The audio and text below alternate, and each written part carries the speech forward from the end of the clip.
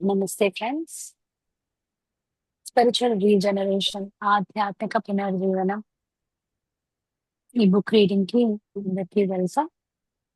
So, మనం previous chapters దగ్గర నుంచి కంటిన్యూ చేస్తున్నాం.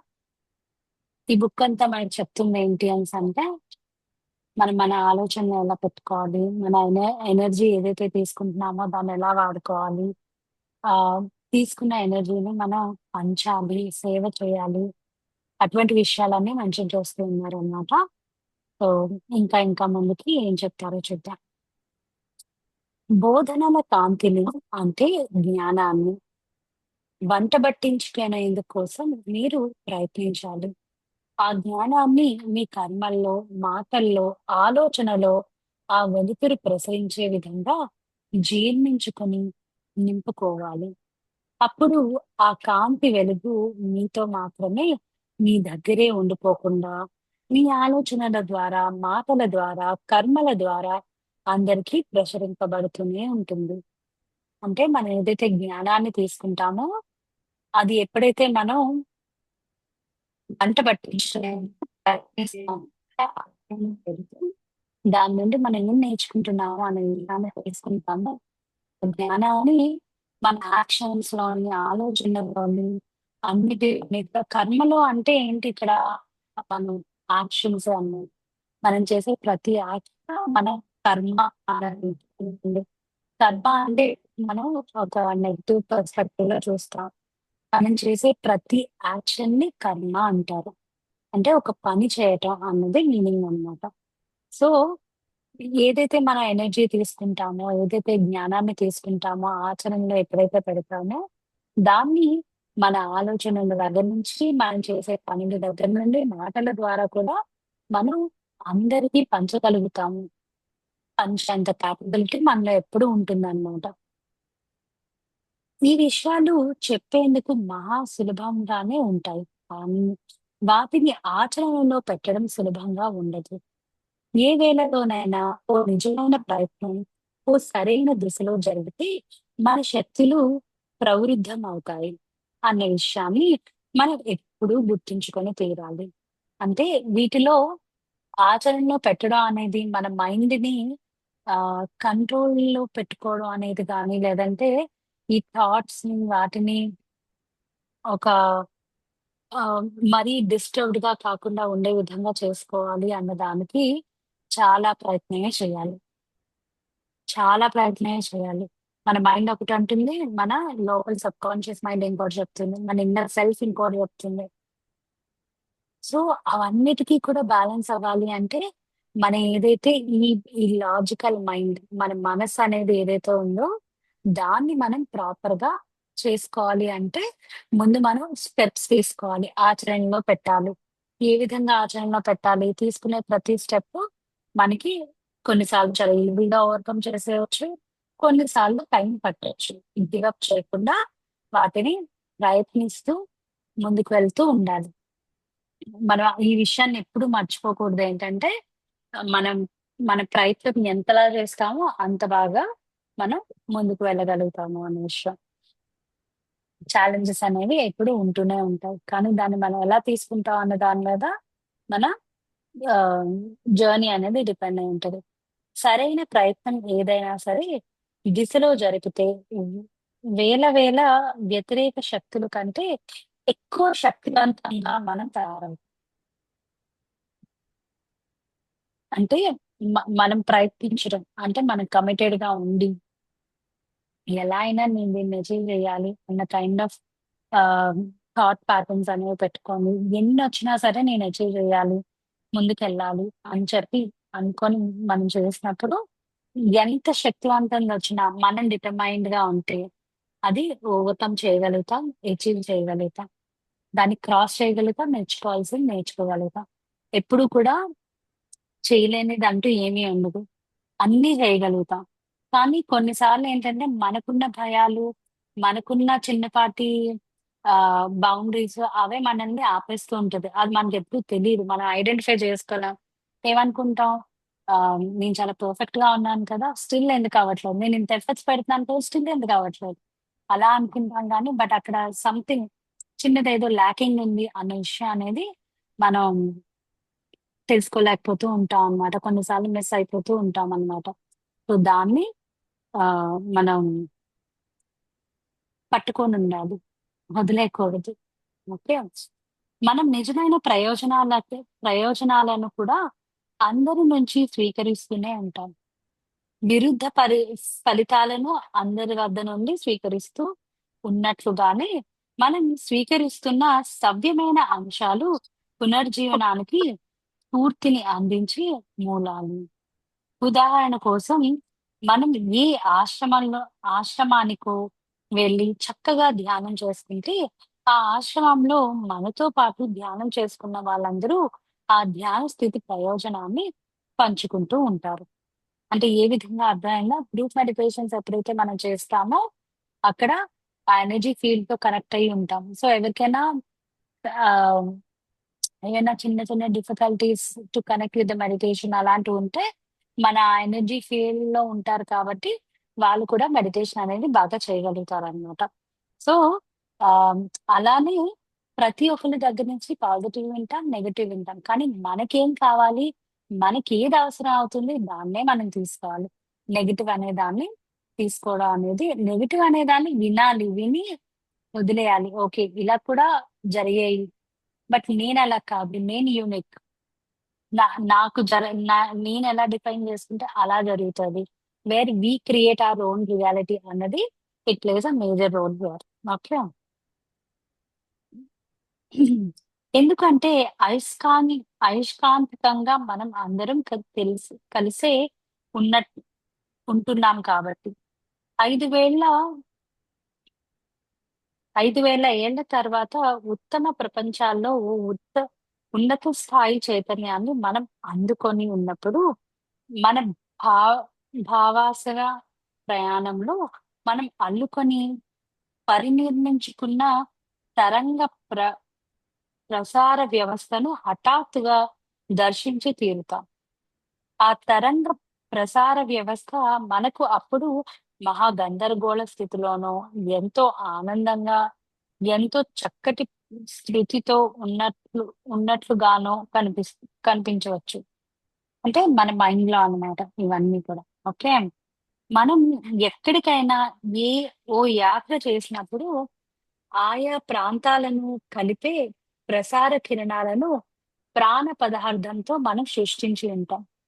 ఆ ప్రాణశక్తితో పరినిర్మించ్ నిర్మింపబడిన ఆ ప్రసార కిరణాలు ఎన్నో ప్రాంతాలను కలుపుతూ ఓ పెద్ద సాలెగూడులాగా తయారై ఉంటుంది.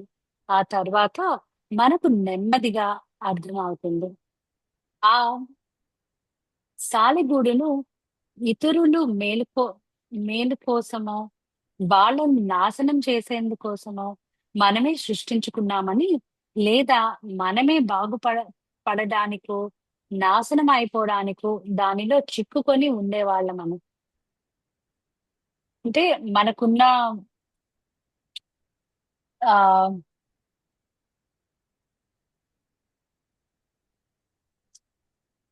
ఓకే. మనం మన ఎనర్జీతో ఎన్నో కనెక్టివిటీస్ అనే దాన్ని ఏర్పరచుకోవచ్చు. సో, దాన్ని ఏ విధంగా యూజ్ చేసుకుంటాం? పాజిటివ్‌గా చేసుకుంటామా? నెగెటివ్‌గా కనెక్టివిటీ చేసుకుంటామా అనేది మన చేతిలో ఉంటుందన్నమాట. సో, దాన్ని అవేర్‌నెస్‌తోనే మనం జయించగలుగుతాం. అంటే దానికి సాధన అనేది చాలా అవసరం. ఓ వ్యక్తికి మరో వ్యక్తితో ఓ అయస్కాంతిక సంబంధం ఉంటే, ఒక వ్యక్తి ధ్యానం చేసినప్పుడు ఆ మరో వ్యక్తి కూడా స్ఫూర్తిని పొందుతూ ఉంటాడు. అయస్కాంతిక సంబంధం ఉన్న వ్యక్తులు ఇద్దరిలో ఓ వ్యక్తి ఓ మహాన్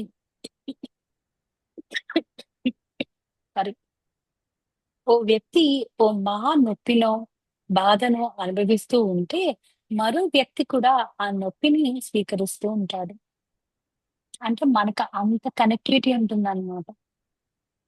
దాన్ని వాళ్ళు తీసుకోగలిగే అంత కనెక్టివిటీ ఉంటుంది. చూడండి సాయిబాబా స్టోరీ అన్న దీంట్లోని ఆయన లైఫ్ స్టోరీలోని లాస్ట్‌లోని ఆయనకి చాలా ఇష్టమైన ఒక పర్సన్ దగ్గర నుంచి తనకున్న హెల్త్ ఇష్యూని తీసుకొని తన బాడీ వెకేట్ చేస్తారు కదా! సో, అది ఇక్కడ మనం ఆహ్, ఎగ్జాంపుల్‌గా చూడొచ్చు. అలానే ఆహ్, మనం ఎక్కడికైనా వెళ్ళినప్పుడు ఆహ్, కొన్ని ప్లేసెస్‌లో అక్కడున్న ఎన్విరాన్మెంట్, అక్కడున్న ఎనర్జీస్‌ని బట్టి మనం ఎనర్జీస్‌తో కనెక్ట్ అవ్వగలుగుతామనమాట. మేబీ అక్కడ ఏమైనా సాడ్ ఎనర్జీస్ ఉంటే, ఆ సాడ్ ఎనర్జీస్‌తో కనెక్ట్ అవ్వగలుగుతాం. లేదంటే హ్యాపీ ఎనర్జీస్ ఉంటే, హ్యాపీ ఎనర్జీస్ అనేదాన్ని. లేదంటే ఇంకేమైనా అక్కడ ఏమన్నా థింగ్స్ ఉన్నాయి అనేసంటే will be able to connect with that frequency అన్నమాట. ఆ ఫ్రీక్వెన్సీతో కనెక్ట్ అవ్వగలుగుతాం మనం. ఎందుకంటే మనకు ఆ మాగ్నెటిక్ కనెక్టివిటీ అనేది ఉంటుంది. ఆహ్, నాకొక ఫ్రెండ్ ఉంది. తనెప్పుడు ఏం చెప్తుందంటే, నాకేదైతే అవుతుందో, నా లైఫ్‌లో ఏదైతే జరుగుతుందో, ఇమ్మీడియేట్‌గా తన లైఫ్‌లో కూడా మేబీ సేమ్ గాని, సిమిలర్‌గా గాని జరిగే ఛాన్సెస్ చాలా ఎక్కువుంటాయన్నమాట. ఏ చేంజ్ తన లైఫ్‌లో జరిగినా, అక్కడ కూడా అదే ఇది జరుగుతది అని. సో, దీన్ని నేను డిఫరెంట్ వేస్‌లో కనెక్ట్ చేసుకున్నాను. ఆ సిట్యుయేషన్ అనేదాన్ని. మేబీ సోల్ సోల్ బా సోల్ బాండింగ్ అన్న దీంట్లో ఒకటి. అలానే ఈ లాట్ ఆఫ్ కనెక్టివిటీ ఎవ్రీథింగ్ ఉన్నప్పుడు కూడా మనం దాన్ని అట్రాక్ట్ చేసుకుంటాం. ఆ విధంగా కూడా ఆహ్, ఆ ఇంప్లిమెంటేషన్ అనేది జరుగుతూ ఉంటుందన్నమాట.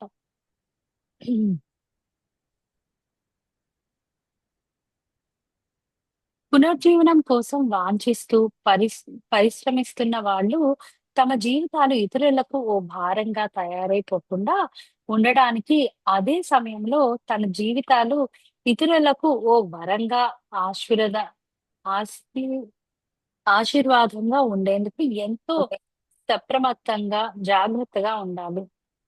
వాళ్ళు తమ జీవితాలను ఇతరులకు స్ఫూర్తిని అందించడానికి, వాళ్ళని కూడా పరిశ్రమింపచేయటానికి, వాళ్ళను వివేకవంతుల్ని చేయటానికి, తమ అవరోధాలను వాళ్ళే అధిగమించేట్లు చేయడానికి, తగినంత ఉన్నతంగా జీవిస్తూ, వాళ్ళు జీవిత మార్గాల మీద వెలుగును ప్రసరిస్తూ ఉండడానికి ప్రయత్నిస్తూ ఉండాలి. మనం అందరికీ స్ఫూర్తిని ఇచ్చేట్లు జీవించేందుకు ప్రయత్నిస్తూ ఉండాలి. కానీ ఎవరికో జీవితం దుర్భరమైపోయేట్లుగా, లేదా వాళ్ళ పురోగతికి ఓ అవరోధంగా పరిణమిం పరిణమించేట్లుగా, లేదా వాళ్ళ భుజస్కంధాల మీద మనం ఓ భారం అయిపోయేట్లుగా ఉండకూడదు. ఓకే. అంటే మనం వాళ్ళకి హెల్ప్‌ఫుల్‌గా ఉండాలి. ఆ ఎనర్జీ వెళ్లి వాళ్ళని ఇబ్బంది పెట్టే విధంగా, ఇంకొక విధంగా ఉండకూడదు. సో, ఆ బ్యాలెన్స్ అనేది కూడా మనకు రావాలి. ఎప్పుడైతే దాని నుంచి కట్ చేసుకోవాలి అని అనిపిస్తే కట్ చేసుకోగలగాలి.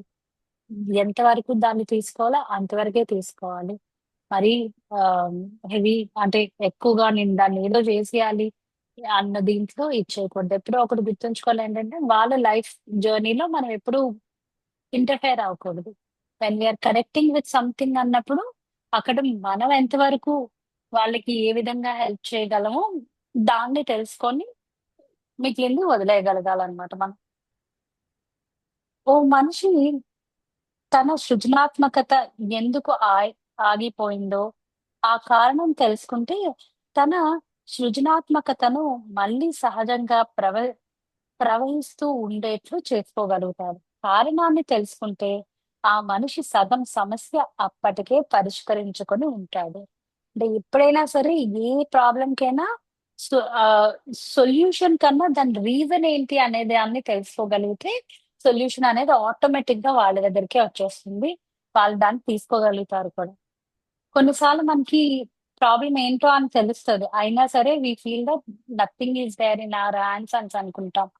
కానీ మనం ఎప్పుడైతే ఒక ఓపెన్ మైండెడ్‌నెస్‌తో నేను దీన్ని సాల్వ్ చేసుకోవడానికి, ఓవర్‌కమ్ చేయడానికి రెడీగా ఉన్నాను అనేదాన్ని మైండ్ డిటర్మైన్ చేసుకుంటాం. దానికి మనం చేయగలుగుతాం. ఆ మనిషి తన అంతరాన్ని గమనించుకుంటూ సృజనాత్మకత ప్రవాహాన్ని నిరోధించి సంఘర్షణను కానీ, వైఫల్య అపజయాలను కానీ, సమస్యలను కానీ స్వయంగా తనే తన పర్యావరణంలో కుంటున్నాడా అని పరిశీలించి కారణాన్ని కనిపెట్టవచ్చు. ఓ మనిషి ఈ విషయాల కోసం గమనించి పరిశీలించినప్పుడు సగం సమస్యను అప్పటికే పరిష్కరించి ఉంటారు. ఆ తర్వాత ఆ మనిషి తప్పకుండా అనంత భవిష్యత్తును జాగ్రత్తగా చూసుకొని తీరాలి. ఫలితాల గురించి ఆలోచించకుండా ఉన్ ఉండాలంటే ఎలా సాధ్యపడుతుంది? తరువాత మనం చేయబోయే పని ఆ ఫలితాల మీదే ఆధారపడి ఉన్నప్పుడు అన్న సందేహమో, విస్మయమో అప్పుడప్పుడు మనకు ఏర్పడుతూ ఉంటాయి. అంటే మనం ఫలితాన్ని ఆశించకుండా చేయాలి అనేసంటారు కదా! ఆలోచించకుండా, ఫలితాన్ని ఆశించకుండా చేయాలి అనేసంటారు. మరి దాని ఫలితాన్ని ఆశించకుండా దాన్ని బేస్ చేసుకునే కదా రిమైనింగ్ జర్నీ అనేది ఉంటుంది అన్నది ఇక్కడ క్వెషన్ వేస్తున్నారు. సో, దానికేం జెప్తున్నారో చూద్దాం. అయినా ఓ మనిషి కొన్ని నిశ్చిత ఫలితాల కోసం ఎదురు చూస్తున్నప్పుడు, తన ఉద్దేశాన్ని, అభిప్రాయాన్ని ఆ ఫలితాల మీద విధిస్తూనే ఉంటాడు. ఏ ఫలితాన్ని ఆశించకుండా ఉన్నప్పుడు, ప్రకృతి శక్తులకు కార్య కార్య కర్మన్యాయానికి ఆ సమస్యను విడిచిపెట్టి, వేటి పనిని అవి చేసుకొనొచ్చు ఫలితాన్ని రానిస్తాడు. ఇక్కడ ఏం జెప్తున్నారంటే, మనం మనం ఒక వర్క్ అనేది స్టార్ట్ చేస్తాము. దాని నుంచి ఒక ఫలితాన్ని ఎక్స్‌పెక్ట్ చేస్తామనమాట. ఆ ఫలితాన్ని ఎక్స్‌పెక్ట్ చేయడం వల్ల మనం దాన్నే చూస్తాం. దాన్నే చూస్తాం. ఇంకేమి చూడం. కానీ ఎప్పుడైతే మనం ఆ ఎండ్ గోల్ అనే దాన్ని డిఫరెంట్‌గా చూస్తామో, ఎండ్ గోల్‌నంటే ఓపెన్‌గా వదిలేసి, ఇప్పుడు మనం ఫర్ ఎగ్జాంపుల్ ఒక జాబ్ కోసం ట్రై చేస్తున్నామనుకోండి. ఒకటే ఒకటే వేలో చూస్తాం మనం ఆ జాబ్ అనే దాన్ని నాకిదే కావాలి, ఇలానే కావాలి అన్న విధంగానే చూస్తాం. ఎప్పుడైతే మనం దాన్ని ఓపెన్‌గా వదిలేస్తామో, we want these things. At the same time I'm open to everything అన్న విధంగా ఎప్పుడైతే వదిలేస్తామో, మనం నంబర్ ఆఫ్ పాసిబిలిటీస్ అనే దాన్ని చూడగలుగుతాం. ఎప్పుడైతే మనం ఒకటే డైరెక్షన్‌లో ఉంటామో, ఆ ఒకటే డైరెక్షన్‌లోనే మేబీ మనం సంథింగ్ మిస్ అవుతూ ఉండొచ్చు. ఆ డైరెక్షన్‌లోనే అలానే చూస్తూ ఉన్నప్పుడే. ఇన్‌స్టెడ్ ఆఫ్ థాట్ ఓపెన్‌గా ఉండాలి. ఓకే. నేనేదైనా చేస్తాను. దిస్ ఇస్ మై ఆహ్, అంటే ఇది నా స్కిల్. దీంట్లో ఇంకా ఏ విధంగా ఉన్నా సరే నేను చేయగలుగుతాను. అన్న విధంగా మనల్ని ఇంకా ఓపెన్‌గా ఎప్పుడైతే పెట్టుకుంటామో, అప్పుడు ఆ రిజల్ట్ అనే దానికి ఒక బౌండేషన్ అనేది ఉండదు. అయి ఆ యూనివర్స్ అనేది మనకి ఏదన్నా ఇవ్వచ్చు కదా! ఏ విధంగానైనా ఇవ్వచ్చు. సో, ఏ విధంగానైనా ఇవ్వచ్చు అన్న దీనికి మనం వెళ్ళగలుగుతాం అన్నమాట.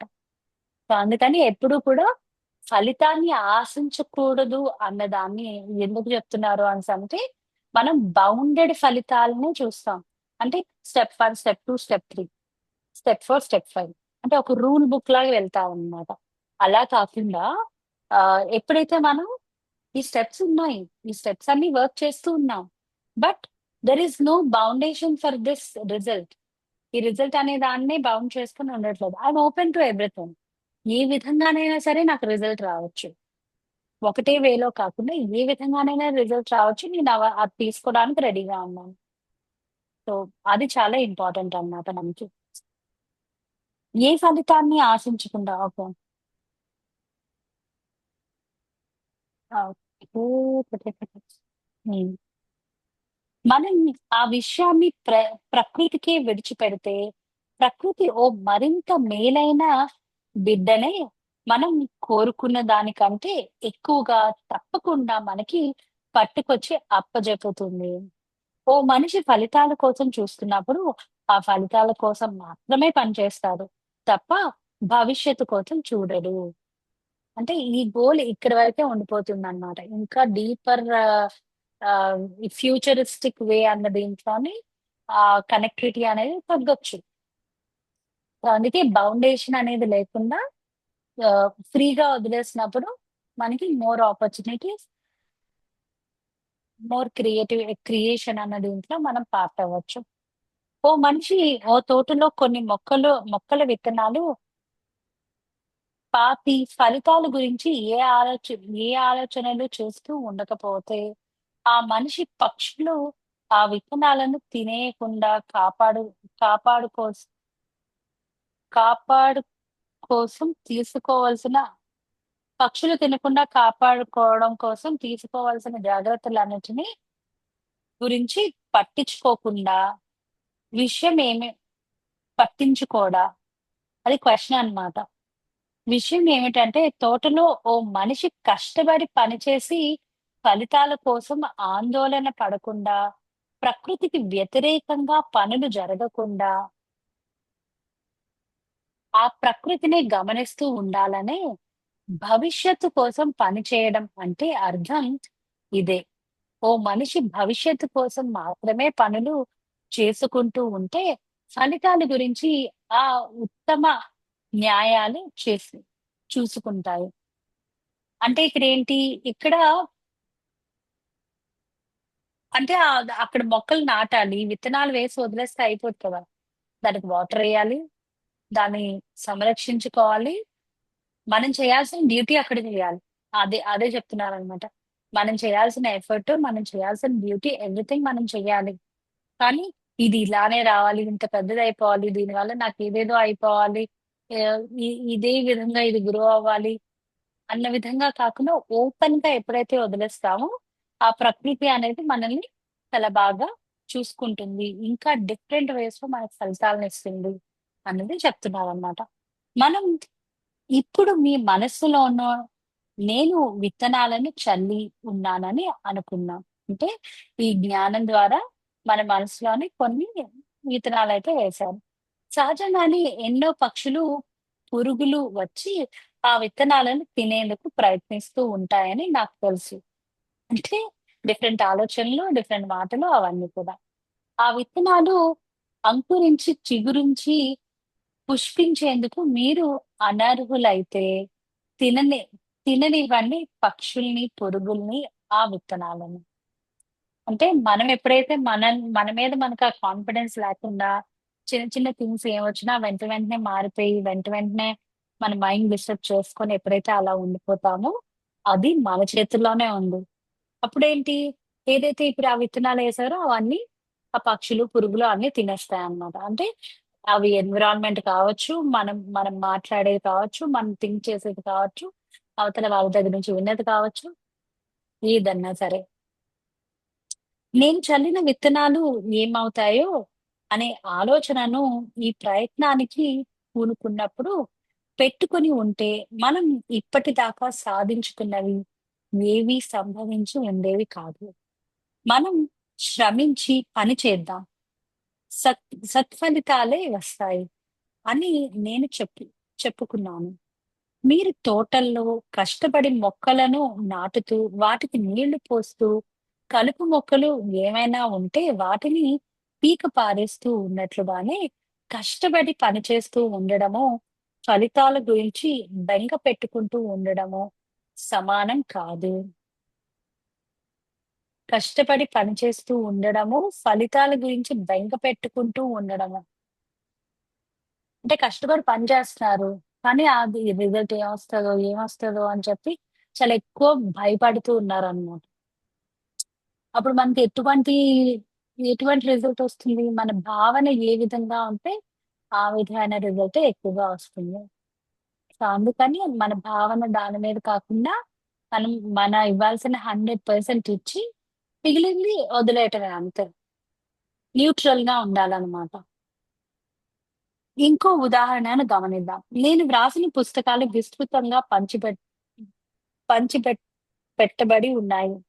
ఆ పుస్తకాలను ఎవరు చదువుతున్నారో, ఎవరు చదవడం లేదో నేను అస్సలు పట్టించుకోను. ఎందుకంటే, ఆ పుస్తకాలను ఎందుకు వ్రాసానో, ఆ తత్వం ఆ పుస్తకాల్లో నిజంగా ఉంటే, సత్ఫలితాలు తప్పకుండా సృష్టింపబడి తీరుతాయని నాకు తెలుసు కాబట్టి. అవెవరికి రీచ్ అవ్వాలో ఆళ్ళకి రీచ్ అవుతాయి. ఎలా వెళ్ళాలో అవి వెళ్తాయని ఆయనకి తెలుసట. ఆ పుస్తకాలకు ఓ మహా ప్రచారాన్ని చేయడం అవసరం లేదు. ఎందుకంటే, అప్పుడు మనం ఫలితాల మీద మన వాంఛితాన్ని బలవంతంగా విధిస్తూ ఉంటాం కాబట్టి. ఆ పుస్తకాలను వాటి స్వశక్తి మీదే, వాటి భవిష్యత్తు మీదే, మనుషుల కర్మ మీదే వదిలిపెట్టుకొని ఉంటే, అప్పుడు మనం ప్రకృతి న్యాయాలను ఉల్లంఘిస్తూ ఉండము. అంటే ఈ ఆథర్ బుక్ ఏంటి? ఈయనకి ఛానలైజ్ అయిందో లేదో థాట్ పరంగా వచ్చిందో ఈ బుక్ అంతా రాసారాయన. రాసిన తర్వాత బుక్ పబ్లిష్ చేపిచ్చాడు. చేపిచ్చారు. డిస్ట్రిబ్యూషన్‌కి కావాల్సింది ఏదో చేశారు. అంతే అక్కడి వరకే వదిలేసారింకా. నాకు దీని నుంచి ఇంకేదో రావాలి, ఇంకేదో చేయాలి, రైట్ పీపుల్‌కే ఎళ్ళాలి అలాంటివేమీ అనుకోకుండా ఆ ఫలితాన్ని జస్ట్ అలా వదిలేసారనమాట. ఎవరికి రీచ్ అవ్వాలో అది రీచ్ అవుద్ది. ఎప్పుడు రీచ్ అవ్వాలో రీచ్ అవుద్ది. అంతే. నేనేమి ఎఫర్ట్స్ ఏమి పెట్టనవసరం లేదు. ఇంకా పెట్టాల్సిందంతా నేను చేసి ఇచ్చేసాను. మిగిలిందంతా ప్రకృతి చూసుకుంటుంది అని చెప్పి వదిలేసారనమాట. అంటే ఆయన మైండ్‌లో ఏం పెట్టలేదు, ఈ బుక్‌ని ఈ విధంగానే ఎళ్ళాలి, ఈ పీపుల్‌కి రీచ్ అవ్వాలి అన్న విధంగా బౌండరీస్ ఏం పెట్టలేదనమాట. ఓపెన్‌గా వదిలేసారు. సో, ఓపెన్‌గా వదిలేయడం వల్ల ఎవరెవరికైతే రీచ్ అవ్వాలో అందరికి రీచ్ అవుతూ వచ్చిందనమాట. అందువల్లే విజ్ఞులు ఎవరిని ఏ బలవంతము పెట్టకూడదు అని చెబుతూ ఉంటారు. బలవంత పెట్టడం వల్ల వాళ్ళు ఎదురు చూడని ఎన్నో అలజడులు ఆ మనుష్యుల్లో సృష్టింపబడి తీరుతాయి. ఈ పుస్తకాన్ని తీసుకొని చదవండి. వంటి మాటలతో ఎవరైనా మనుషుల్ని బలవంత పెట్టి ప్రయత్నం చేస్తున్నప్పుడు ఆ ప్రయత్నం బ బండరాతి మీద ఓ మొక్కను నాటడం లాగా ఉంటుంది. ఆ మొక్క మీరు ఏమేమి చేసినా మొలవనే మొలవదు. మట్టిలో కాకుండా మీరు దాన్ని రాతిలో పాతారు. కాబట్టి నేల పరిస్థితి, పర్యావరణాలు సహకరిస్తూ ఉంటే, మీకు ఇష్టం ఉన్నా లేకపోయినా ఆహ్, ఆ మెలిక పెరుగుతూనే ఉంటుంది. ఎందుకంటే కర్మశక్తులు, బలాలు, న్యాయాలు, సిద్ధాంతాలు ఆ ఎదుగుదలను జరిగేట్లు చేస్తాయి కాబట్టి. ఫలితాల గురించి ఆందోళన పడుతున్నప్పుడు మనం కొత్త ఫలితాలను నిరంతరంగా సృష్టిస్తూ ఉండలేము. మనం ఎప్పుడు కూడా ఫలితాలని బౌండ్ చేయొద్దు. Just leave it. మనకి ఎన్ నంబర్ ఆఫ్ రౌట్స్ ఉన్నాయి.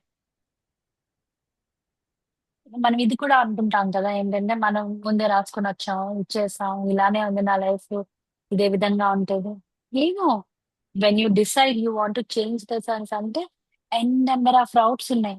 ఎన్ నంబర్ ఆఫ్ రౌట్స్. మన మైండ్‌లో చూడండి ఆ నర్వ్ ఇలా ఇలా ఏదో ఎళ్తూ ఉన్నట్టు అలా ఉంటాయి గదా! అలానే మన లైఫ్‌కి సంబంధించినవి కూడా ఎన్ నంబర్ ఆఫ్ రౌట్స్ ఉన్నాయి. ఏదన్నా మనం తీసుకోవచ్చు. ఈ జన్మలో కాకపోతే నెక్స్ట్ జన్మలో నేర్చుకుంటాం. ఇప్పుడు ఏమైనా మిస్ అయితే. లేదా మనం క్రియేట్ చేసుకోవాలి. క్రియేట్ చేసుకొని దాని త్రూగా నేర్చుకుంటాం అంటే అదొక విధమైన లెర్నింగ్. సో, ఏదన్నా చేసుకోవచ్చు మనం. ఓకే. ఇంకో ఉదాహరణ కూడా గమనిద్దాం. మీరు మీ దేశంలో ఓ స్త్రీల ఉద్యమాన్ని ప్రారంభించి విఫ విఫలురు అయ్యారని అనుకుందాం. ఆ అపజయానికి అర్థం ఫలితాలు మీరు ఆశించినట్లు రాలేదనే. మరి ఆ ఆ అపజయం మీ ధైర్యానికి, మీ భవిష్యత్ ప్రయత్నాలకు అభ్యంతరకరంగానో, అవరోధకరంగానో ఉండవచ్చు. ఆ ప్రయత్నంలో మీరు అపజయం పాలయ్యారు కాబట్టి, మీరు మీ ప్రయత్నాలను అంతటితో ఆపేసుకోకుండా ఇంకెక్కడికో వెళ్లి, ఇంకో కొత్త ఉద్యమాన్ని దేన్నో ప్రారంభిస్తూ ఉండాలి. పాత ఫలితాలు మీ కొత్త పథకాలకు అడ్డుపడకుండా ఉంటే, మీరు కొత్త కారణాలను సృష్టించుకోగలుగుతారు. ఈ సత్యం మీ తోట పనికి కూడా వర్తిస్తుంది. ఓ సంవత్సరంలో ఏ మొక్క ఏ మొక్కలు విజయవంతంగా ఎదగకుండా ఉంటే, మీరు ప్రకృతిని జాగ్రత్తగా పరిశీలించి, పై సంవత్సరంలో కొన్ని కొత్త మొక్కలను అక్కడ నాటాలి. పాత ఫలితాల వల్ల మీ ప్రయత్నాన్ని మీరు ఆపేసుకోనక్కర్లేదు. అంటే ఎక్కడైనా మనకి ఇదనే కాదు. ఒక ప్లేస్‌లో, ఒక సిట్యుయేషన్‌లో ఏదైనా ఒక బ్యాడ్ ఎక్స్‌పీరియన్స్ ఉంది అనేసంటే మళ్ళీ మనం అక్కడికింకెళ్ళాలనుకోం. ఇదింక మనకు పనికిరాదు, ఇది బాలేదు అన్న విధంగా డిసైడ్ అయిపోతాం. అలా కూడా కాకుండా ఉండాలనమాట మనం. అలా అలా అలా చేయకుండా ఆ విధమైన థింకింగ్ కూడా మన దగ్గర ఉండకూడదు. మనం ఓపెన్‌గా ఉండలోకి లాస్ట్ టైమ్ నాకు డిఫరెంట్ ఎక్స్‌పీరియన్స్ అయింది. అదొక ఎక్స్‌పీరియన్స్. మేబీ ఈసారి బావుండొచ్చేమో అని జెప్పి. ఆహ్, ఒకసారి నాకు మామూలుగా హైట్స్ అంటే చాలా భయం. అలానే జెయింట్ వీల్ ఎక్కుదామని ట్రై చేద్దాం, ఓవర్‌కమ్ చేద్దాం అని ఏదో అనుకోని ఆహ్, జెయింట్ వీల్ ఎక్కా. ఎక్కిన తర్వాత వాడింకా ఫుల్‌గా స్టార్టే చేయలేదు. అందరిని ఎక్కిస్తున్నాడు. ఎక్కి తీసుకెళ్ళి మధ్యలో నిల్చోబెట్టాడనమాట. పెద్ద జెయింట్ వీల్ మధ్యలో అలా ఉంచాడనమాట. ఇంకా స్టార్ట్ చేయలేదు. అంతే నాకు భయం పట్టుకుందింక. బాగా భయం పట్టుకొని ఇంక వెంటనే వాడు మళ్ళీ కిందకి తీసుకొచ్చే టైం కల్లా నేను డిసైడ్ అయిపోయాను ఏంటంటే, నేనింక ఎక్కకూడదు అని. నేను కంటిన్యూ చేయకూడదు, దిగిపోవాలి. నాకు భయమేసేస్తుందని దిగిపోయాను నేను. దిగిపోయిన తర్వాత ఆ రోజు ఆ ఎక్స్‌పీరియన్స్ అయిపోయింది. Later on. లేటర్ ఆన్ నాకర్థమైందండి. ఒకేసారి నేనంత పెద్ద అడ్వెంచరస్ కాకుండా చిన్న చిన్నగా చేయొచ్చేమో అని చెప్పి ఐ స్టార్టెడ్ డూయింగ్ విత్ చిన్న పిల్లలు ఎక్కుతారు కదా! ఆహ్, దాన్నేదో అంటారు. అలాంటిదెక్కడం అనేది ముందు స్టార్ట్ చేశాననమాట. స్టార్ట్ చేసి అలా అలా నేర్చుకున్నాను. హైట్స్ దగ్గరికెళ్ళి నిల్చోవడం అనేది, పైనుంచి కిందకి చూడడం అనేది. అటువంటివన్నీ నేను చేస్తూ మెల్లమెల్లగా ఆ హైట్స్ అనేదాన్ని నేను ఆ హైట్స్ ఫియర్ అనేదాన్ని ఓవర్‌కమ్ చేయడానికి ట్రై చేశాను. సో, అంటే అది ఫస్టొచ్చిన ఆ ఎక్స్‌పీరియన్స్ ఎప్పుడు అదే విధంగా ఉంది అనే విధంగా వదిలేస్తే అదింక అలానే ఉంటది. నేను మా ఎప్పటికి ఓవర్‌కమ్ చేయలేను. స్టిల్ ఐయామ్ అంటే ఓవర్‌కమ్ చేసేసానంటే నేను ఇప్పుడు రైడ్‌లన్నీ ఎక్కేస్తున్నానని మీనింగ్ కాదు.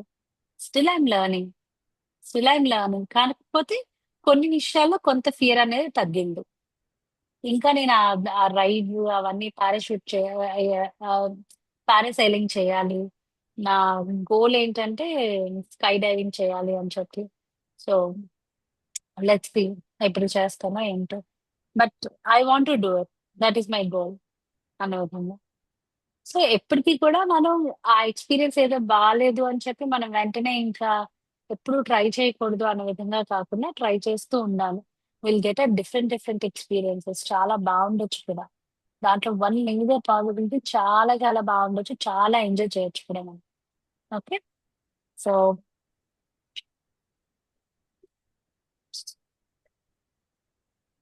మీరే నా వశమై నేను మీలో కొన్ని సద్గుణ బీజాలను నాటి చక్కటి పువ్వులు రావాలని ఆశిస్తూ ఉంటే, ఏ సంగతి ఏమైనా నేను మిమ్మల్ని బలవంత పెట్టడం ద్వారా చంపేస్తూ ఉంటాను. ఈ ప్రక్రియకు మీ సర్వసాన అర్హులైన, సంసిద్ధులైన ఉంటున్నారా మీరు? ఆ ప్రక్రియకు మీరు సంతోషంగా సమ్మతించి ఉంటున్నారా? లేకపోతే నేను మిమ్మల్ని బలవంత పెడుతున్నట్లే అవుతుంది. సో, మనం చేస్తుంది కూడా మనం ఫోర్స్‌ఫుల్‌గా చేయకూడదు ఎప్పుడు కూడా. మిమ్మల్ని బలవంత పెడుతున్నప్పుడు నేను నా కోసం ఆహ్, మరో కొత్త కర్మను సృష్టించుకుంటూ ఉంటాను. ఎందుకంటే ఆ ప్రక్రియకు మీ శరీర యంత్రాంగం సంసిద్ధంగా ఉండడం లేదు కాబట్టి. మరి అప్పుడు నేను మీ శరీర యంత్రాంగాన్ని బలవంత పెడుతూ, దాన్ని అలజడిలోకి నెడుతూ ఉంటాను. మనం ఎప్పటికీ ఫలితాల గురించి ఆలోచించకుండా, మనకు సాధ్యమైనంత ఉత్తమంగా పనిచేసి, అంతటితో అక్కడ దాన్ని వదిలేయాలి. మీరు నా ఆశ్రమంలోకి వచ్చి, ఓ సంవత్సరం అయిన తర్వాత ఇక రాకండి. మీలో ఏ అభివృద్ధి లేదు అని అన్నా అన్నానంటే, నేను మిమ్మల్ని పోగొట్టుకుంటాను. ఫలితాల గురించి నేను ఎప్పుడూ ఆలోచించను కాబట్టే మీరు ఇక్కడ ఉంటున్నారు. నేను అనుకుంటూ ఉంటాను. ఏదో ఒక రోజు ఈ యోగిని వికసిస్తుంది. నేను మీకు నేర్పిస్తూ, నేను ఆశించినట్లు మీరు తయారు కాకపోతే, నేను ఫలితం కోసం ఎదురు చూస్తున్న వాడినని అర్థం. అలా కాకుండా, మీ భవిష్యత్తును నేను చూస్తూ ఉంటే, అప్పుడు నేను మిమ్మల్ని భవిష్యత్తులోకి ప్రేరేపిస్తూ ఉంటాను. మరి మీరు అప్పుడు మీ అపజయ ఫలితాలను అధిగమిస్తూ ఉంటారు. మీ జయ ఫలితాలను మీరు అధిగమించనక్కర్లేదు కూడా. Okay. So, it's a very detailed and deep discussion. చాలా చాలా బావుంది. నాకైతే నచ్చిందిది. ఆహ్, దీని మీద మనం ఏమన్నా ఆహ్, ఒక ఫ్యూ పాయింట్స్ ఎవరైనా డిస్కస్ చేస్తారంటే ఇట్స్ ఓపెన్ ఫర్ ఎవ్రీవన్. ఒకసారి పాజ్ చే